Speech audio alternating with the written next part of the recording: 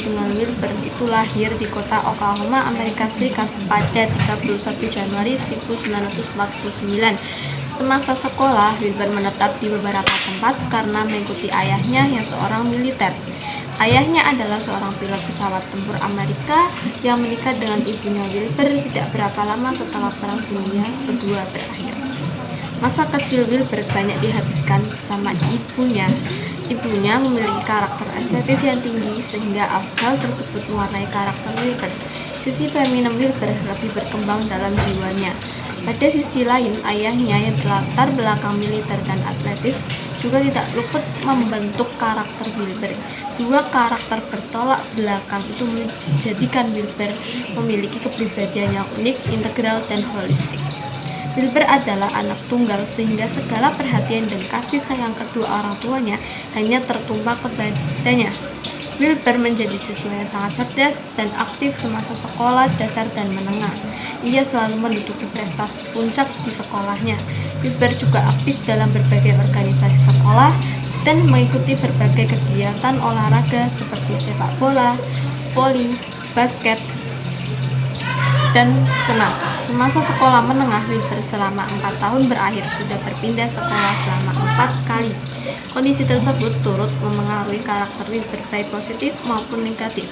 Wilbur selalu mendapatkan teman baru dan tidak berapa lama setelah itu berpisah dan mendapatkan teman baru lagi. Karena sering pindah sekolah, kondisi tersebut kadangkala membuat ia tidak nyaman dan trauma.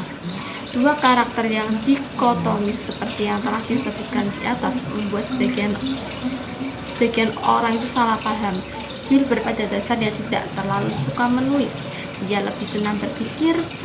Ia adalah seorang pemikir. Namun karena ide dan pemikirannya harus disampaikan dan dikomunikasikan kepada orang lain, maka salah satu caranya agar dapat dipahami oleh banyak orang adalah dengan menulis. Ia sering menyendiri untuk mengasah intelektualitasnya dalam menulis. Menulis baginya membutuhkan ketenangan. Pada kondisi tersebut, Wilbur sering dianggap sebagai orang yang tidak memiliki sensitivitas sosial. Masa dewasa Wilbur sering dihabiskan dengan membaca, menulis, dan melakukan meditasi. Wilbur menyelesaikan pendidikan menengahnya di Bellevue, Nebraska, dan kemudian melanjutkan kuliah kedokteran di Universitas Duke. Kuliah di kedokteran adalah keinginan orang tuanya karena mereka menginginkan Wilbur menjadi seorang dokter. Pada akhirnya, Wilbur dapat menyelesaikan pendidikan sarjananya dan mendapatkan 2 gelar sekaligus dalam bidang biologi dan kimia. Wilbur juga mendapatkan tawaran beasiswa untuk mengambil magister di bidang biofisika dan biokimia di Nebraska.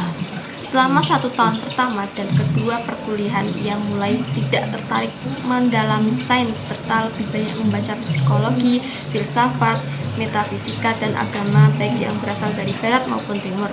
Kondisi tersebut menyebabkan ia tidak dapat menyelesaikan dari studi magister. Ia lebih banyak menghabiskan waktunya untuk membaca dan menulis buku. Wilbur telah menulis 22 buku tentang spiritualitas dan sains, telah diterjemahkan ke dalam 25 bahasa. Wilbur mengembangkan psikologi transpersonal dan psikologi humanistik yang secara jelas menghubungkannya dengan spiritualitas. Wilbur juga disebut sebagai The Agent of Consciousness. Pada tahun 2000, Wilbur mendirikan The Integral, sebuah lembaga yang fokus meneliti mendiskusikan isu-isu tentang sains dan masyarakat dalam perspektif integralisme. Untuk memenuhi kebutuhan hidupnya, Wilbur mengajar sains, hukum, dan psikologi. Pada tahun 1972, ia menikah seorang bernama Annie Wagner, istrinya bekerja di sebuah toko buku terbesar di sana. Selama mengajar, Wilbur lebih banyak menghabiskan waktunya untuk membaca dan menulis sampai menghasilkan puluhan buku baik dalam bidang sains, filsafat, psikologi, dan spiritualitas. Setelah berpisah dengan istri pertamanya, Wilbur pindah ke San Francisco dan menikah dengan Terry Killam tidak beberapa lama setelah pernikahannya pada tahun 1983. Wilbur tidak menghasilkan tulisan karena ia fokus merawat istrinya. Diagnosa mengidap kanker, istrinya meninggal pada tahun 1989. Wilbur mengalami perubahan yang luar biasa dalam hidupnya. Ia lebih cenderung mendalami ajaran dan mengotar Buddhisme dan beberapa ajaran spiritualitas, karakter dan konsep epistemologi Wilber. Jennifer Woodhull menyebut Wilber sebagai seorang integrasionis, filsuf, psikolog, guru spiritual, dan penulis yang produktif. Wilber memiliki afinitas dengan Buddhisme dan bahkan ia menyebut dirinya sebagai murid dari guru Buddha Tibet. Sebagai seorang pemikir dan ahli psikologi teoretis yang terkemuka di dewasa ini, Wilber memiliki kemampuan dan analisis yang kuat untuk melakukan sintesis dari berbagai bidang ilmu meliputi psikologi, filsafat, sosiologi, antropologi, dan agama. Ia juga mampu mengintegrasikan dua hal dan sudut pandang yang secara nyata bertentangan seperti timur dan barat, psikologi dan filsafat, serta sains dan agama. Wilber sangat terkesan dengan konsep psikologi Carl Jung tentang perbedaan kesadaran personal dan kesadaran kolektif. Di samping itu, ia juga sangat berkesan dengan konsep Roberto psikologi tentang perbedaan psikosintesis person psikologikal dengan psikontesis transpersonal, atau kedua konsep inilah yang memberikan inspirasi bagi Wilber pertama kali merumuskan model integralnya. Wilber juga sangat terkesan dengan filsafat Prenial yang dipaparkan oleh Huston Smith dalam bukunya Forgotten Truth. Filsafat Prenial inilah yang nantinya banyak memberikan warna terhadap pemikiran Wilber, terutama pandangannya tentang agama umumnya dan spiritualitas khususnya. Geoffrey Devol menyebutkan Wilber dan sebagai variasi gelar dan keunggulan. Karl Wilber adalah Einstein yang meliputi psikologi, filsafat, sosiologi, antropologi, dan agama. Ia juga mampu mengintegrasikan dua hal dan sudut pandang yang secara nyata bertentangan, seperti timur dan barat, psikologi dan filsafat, serta sains dan agama. Geoffrey Devol menyebut Wilber dengan berbagai variasi gelar dan keunggulan, dan Wilber adalah Einstein yang telah lama dicari dalam riset kesadaran seorang jenius zaman ini, ahli psikologi transpersonal atau integral yang ternama, filsuf dunia, pendeta Amerika, pemikir yang paling komprehensif, inspiratif, dan berpengaruh. Wilber pertama kali menulis buku sejak usia 23 tahun setelah drop out dari pasca sarjana bidang biokimia tahun 1973, dan sampai saat ini telah menulis lebih dari 20 buku dan mendirikan serta memimpin The Integral Institute. Menurut Frank Fisher, Wilber memiliki 7 peran yang menghubungkan dengan intelektualitas dan spiritualitas. Ketujuh peran tersebut adalah teoretis, sintesis, kritus, ahli polemik, pundit, pembimbing spiritual, dan mistikus. Sebagai seorang teoritis, ia menguasai berbagai macam teologi, ilmu sosial, psikologi barat, dan spiritualitas timur. Peran yang kedua ditunjukkan dengan kemampuannya untuk melakukan analisis dialektis yang menghasilkan sistem yang bersifat integratif, termasuk tentang sains dan agama. Wilber juga merupakan seorang kritikus ulung, khususnya dalam kajian psikologi, sains sosial, dan spiritualitas. Menurut Frank Fisher, Wilber memiliki 7 peran yang berhubungan dengan intelektualitas dan spiritualitas. Ketujuh peran tersebut adalah teoretis, sintesis, kritus, ahli polemik, pundit, pembimbing spiritual, dan mistikus.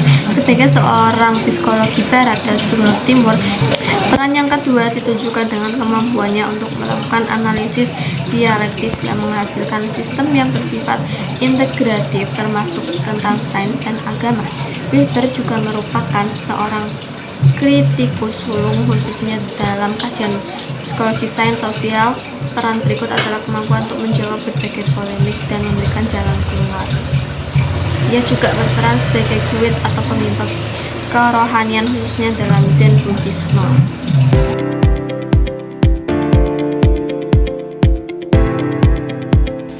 Yang kedua, pendekatan integral dan modernitas. Dalam memahami dan mendalami pemikiran Wilber, ada beberapa istilah kunci dan penting yang sering dikemukakan oleh Wilber pada sebagian besar karya-karyanya. Istilah-istilah tersebut mesti dipahami secara tepat dan komprehensif karena Wilber sering menggunakannya untuk menggambarkan suatu konsep tertentu yang saling berhubungan dengan konsep-konsep yang lain. Istilah-istilah tersebut adalah 4 kuadran atau the 4 quadrants rantai besar wujud atau the great chain of being, dan pendekatan integral atau the integral approach. Integral menurut Wilber memiliki makna komprehensif, inklusif, luas, dan merangkul segala hal. Pendekatan integral adalah menggunakan sebanyak mungkin perspektif, gaya, dan metodologi dalam menghadapi dan menyelesaikan segala hal dan segala disiplin ilmu, terutama filsafat, psikologi, dan agama ataupun spiritualitas. Hal tersebut disebabkan semua itu terdiri dari beragam paradigma dan aliran. Konsep 4 kuadrat atau the four quadrants adalah pengembangan dari rantai besar wujud atau the great chain of being. Rantai besar wujud memiliki ratusan hierarki secara keseluruhan, baik yang terdapat pada pramodern, modern, maupun postmodern. Dari ratusan unsur hierarki tersebut, Wilber mengelompokkannya menjadi 4 model utama yang disebut dengan 4 kuadran atau the four quadrants. Semua unsur dari 4 kuadran tersebut saling berhubungan. 4 kuadran inilah nantinya menjadi langkah yang menentukan dan memiliki kaitan yang sangat penting dalam relasi sains dan agama. Dalam konteks sains, Wilber juga mengaitkan kedua konsep tersebut di atas dengan kesatuan sains yang terdiri dari 3 domain utama. Wilber juga mengaitkan kedua konsep tersebut di atas dengan kesatuan sains yang terdiri dari 3 domain utama, fisiosofri atau materi, biosofri hidup, dan noosofri jiwa. Ketiganya adalah manifestasi dari spirit yang saling berhubungan secara terus-menerus dalam satu rantai besar wujud atau one great chain of being. Konsep kesatuan dan keterkaitan antara satu dengan yang lain adalah sebuah kesimpulan ilmiah dan bukan hanya kesimpulan keagamaan. Sebelum membahas konsep-konsep tersebut sebagai dasar pemikiran Wilber, perlu dilihat terlebih dahulu konsep Wilber dengan 4 kuadran. Kuadran pertama adalah kuadran kanan atas atau the upper right quadrant. Kuadran ini merupakan nilai ilmiah standar dari komponen individu alam semesta, antara lain atom, molekul, sel tunggal, organisme bersel banyak, organisme bersel kompleks, reptil, mamalia purba, makhluk hidup yang memiliki akal, dan yang lainnya. Hierarki dari setiap komponen ini bersifat asimetris, seperti atom mengandung neutron tapi tidak sebaliknya, molekul mengandung atom tapi tidak sebaliknya, dan seterusnya. Di samping itu, perkembangan setiap komponen meliputi komponen sebelumnya dengan keunikan tersendiri yang tidak dimiliki komponen sebelumnya. Kuadran kedua adalah kuadran kanan bawah atau the lower right quadrant. Kuadran ini kebalikan dari yang pertama. Jika kuadran pertama semakin tinggi tingkatnya semakin besar, maka kuadran kedua ini semakin tinggi semakin kecil. Kuadran ini disebut juga dengan kolektif luar atau sosial yang meliputi dari yang tertinggi galaksi planet sampai kepada negara. Kuadran kanan baik atas maupun bawah menampilkan realitas luar yang dapat melihat. Kuadran pertama juga disebut dengan eksterior individu, sedangkan kuadran kedua disebut dengan eksterior kolektif. Kuadran ketiga adalah kuadran kiri atas. Komponen kuadran ini bersifat kesadaran sisi dalam yang dimulai dari kesadaran individu yang paling sederhana, seperti indrawi, sampai tingkat tinggi yaitu visi kreatif. Komponen kuadran ini bersifat internasional individu. Kuadran terakhir adalah kuadran kiri bawah. Kuadran ini terdiri dari komponen pandangan dunia yang bersifat kolektif atau sosial. Semakin tinggi tingkatnya, maka pandangan dunia semakin dalam dan kompleks. Komponen-komponen kuadran ini bersifat kultural. Kuadran kiri baik atas maupun bawah menampilkan realitas-realitas interior yang tidak dapat dilihat. Kuadran ketiga juga disebut dengan interior individu, sedangkan kuadran terakhir disebut dengan interior kolektif. Semua komponen sisi kanan dapat ditangkap melalui monological perspektif atau pengalaman indrawi, sedangkan sisi kiri seperti makna, nilai, pemahaman, dan sebagainya tidak dapat diketahui dengan pengalaman indrawi. Kuadran kanan menunjukkan realitas luar dan bersifat objektif, sedangkan kuadran kiri menunjukkan realitas dalam dan bersifat subjektif. Setiap aspek dari seluruh kuadran saling berhubungan, sehingga seharusnya menjadi aspek-aspek intrinsik dari kosmos itu sendiri. Masing-masing komponen dari semua kuadrat menunjukkan berbagai bidang ilmu dan didalami oleh ahli yang beragam, mulai dari atom sampai organisme adalah bidang ilmu kealaman. Salah satu kelemahan modernitas adalah cenderung menguasai satu kuadrat dan menolak serta mereduksi yang lain. Inilah yang disebut oleh Vincent Pezzora bahwa modernitas itu memperbesar peran rasio sekaligus menghancurkan rasio itu sendiri. Moral bersifat intersubjektif dan sains bersifat objektif. Modernitas membedakan antara I dan we sehingga kolektif tidak dapat menentukan individu. Artinya, hak seseorang tidak dapat disalahgunakan oleh negara, gereja, dan masyarakat secara umum. Perbedaan diferensiasi ranah seni, sains, dan moral adalah nilai dan martabat modernitas, sedangkan pemisahan atau disosiasi dan dominasi serta penguasaan ranah sains terhadap ranah moral dan seni adalah sebuah bencana modernitas sains monologis dengan berbagai variasinya termasuk positivisme, analisis empiris, teori proses dinamis, teori sistem, dan teori-teori lainnya mendominasi diskursus di dunia barat. Weber menyebut bencana ini sebagai kehancuran kosmos, yaitu dominasi secara nyata sains monologis empiris terhadap segalanya. Oleh karena itu, untuk mengatasi bencana modernitas adalah dengan cara menghilangkan pemisahan. Salah satu bentuk pemisahan atau disosiasi pada modernitas di Eropa adalah pemisahan jiwa dan badan, bukan pembedaan keduanya. Pemisahan jiwa dan badan adalah konsep dualisme yang dikembangkan oleh René Descartes 1596–1650. Descartes membedakan substansi secara ontologis dan epistemologis menjadi jiwa sebagai res cogitan dan badan sebagai res extensa. Kedua substansi tersebut adalah realitis terpisah. Filsafat rasionalisme inilah yang menjadi salah satu aliran utama dalam filsafat modern. Sifat-sifat seperti itu lama-kelamaan merusak ranah lain seperti spirit, nilai, etika, seni, kesadaran, dan sebagainya. Benda-benda yang bersifat empiris berada di eksterior sehingga dapat ditangkap dengan indera.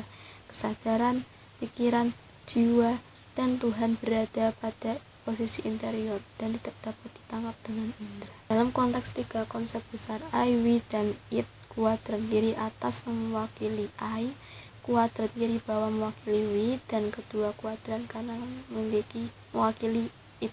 Konsep Wilber tentang ketiga konsep besar tersebut dipengaruhi oleh berbagai pemikir, antara lain Plato atau keindahan, kebaikan, dan kebenaran, Kant kritik akal murni, kritik akal praktis, dan kritik keputusan.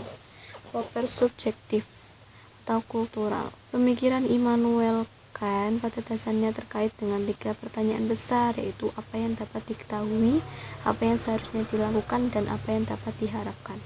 Pertanyaan ketiga bernuansa keagamaan, sehingga jawabannya sangat erat kaitannya dengan relasi sains dan agama.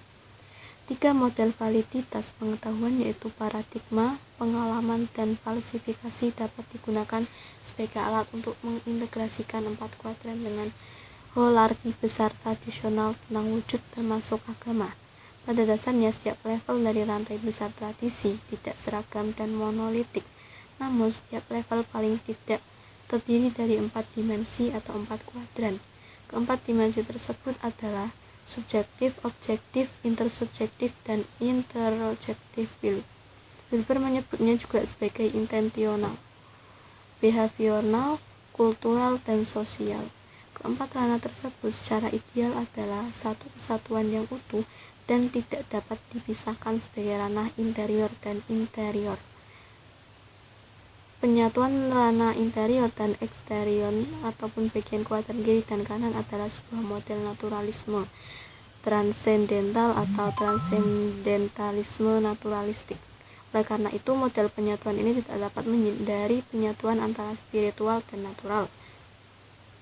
Pada dasarnya, model penyatuan tersebut adalah cara yang paling tepat untuk mengintegrasikan kebijaksanaan pramodern dan pengetahuan modern. Salah satu dimensi penting dari setiap tingkatan hologi besar wujud adalah sains objektif. Sains dapat berfungsi sebagai bagian luar dari spirit, kebenaran objektif dari spirit, dan permukaan spirit. Sains objektif adalah pandangan yang sering dijadikan karakter utama dari sains modern. Hal tersebut sangat sesuai dengan pandangan positivisme. Positivisme mengklaim bahwa metode empiris sains adalah sepenuhnya bersifat objektif dan tanpa bisa sehingga paradigma personal saintis tidak memengaruhi pandangan keilmuan mereka. Bagi Wilber, ranah esoterik agama adalah rangkaian praktek kontemplatif dan pengalaman kesadaran aktual serta langsung seperti zikir, yoga, tai chi, dan sebagainya. Oleh karena itu, meski sebagian besar klaim menganggap bahwa agama bersifat dogmatis dan tidak dapat diverifikasi sehingga tidak dapat melewati pengujian sains mendalam, bagi Wilber sisi historis agama bukan terdiri dari rangkaian mitos dan kepercayaan yang tidak dapat diverifikasi. Salah satu aliran dalam filsafat yaitu positivisme logis menyatakan bahwa pernyataan-pernyataan metafisika tidaklah bermakna karena pernyataan tersebut tidak dapat diverifikasi secara faktual. Hal tersebut menunjukkan bahwa pada dasarnya Wilber mengkritik serta menyerang semua pandangan yang bersifat empirisme dan positivisme, termasuk positivisme logis. Praktek esoteris adalah praktek spiritual yang dilakukan berdasarkan tradisi keagamaan dan biasanya dilakukan secara khusus serta tersembunyi. Dalam filsafat perennial, kebenaran universal dari semua agama cenderung dikaitkan dengan kebenaran esoteris.